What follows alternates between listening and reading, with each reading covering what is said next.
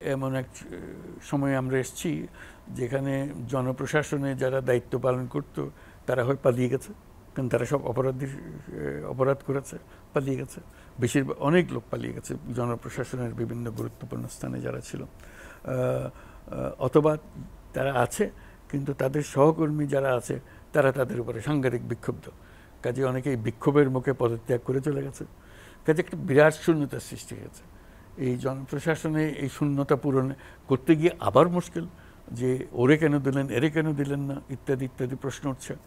ঠিক আছে, এর মধ্য থেকে আমাদের শুধু মানুষকে আমরা বোঝাচ্ছি, দেখো আমাদের বিবেচনায় যেটুকু সঠিক সেটাই আমরা করব, আপনাদের সহযোগিতা চাইতেছে। আপনারা প্রত্যেকটা সিদ্ধান্তে যদি মনে করেন যে এটা অন্যরকম হলে ভালো হতো, তাহলে কাজ অগ্রসর হবে না। কাজে আমরা করি একটা, আমাদের উপর আস্থা রাখেন, সেভাবে অগ্রসর হয়। মানুষ আস্থা রাখছে, মানুষ বুঝছে যে এটা করা ছাড়া গত্যন্ত নেই, সরকারকে চলতে হবে এটা। কাজে আমরা সেদিকে অগ্রসর হয়েছি, বহু পরিবর্তন হয়েছে, নতুন প্রধান বিচারক নিয়োগ হয়েছে। এটাও একটা মস্ত বড় জিনিস ছিল। প্রধান বিচারকের প্রতি সবার আস্থা আছে, সবাই খুশি হয়েছে।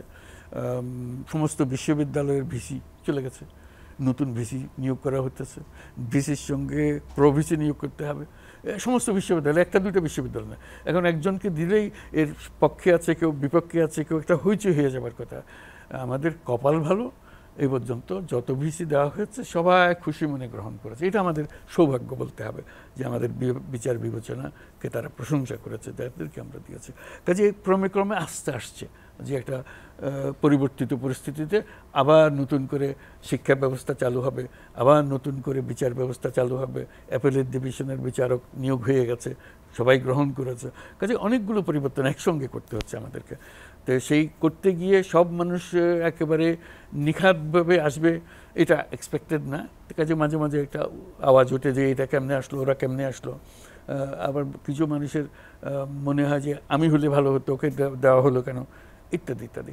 তো সব বুঝে আমরা বলবো যে অবস্থা উন্নতির দিকে চলছে, এবং সরকার ক্রমশ জনসমর্থন পাচ্ছে যে আমরা কাজগুলো যেগুলো করছি এর পেছনে দাঁড়াচ্ছে।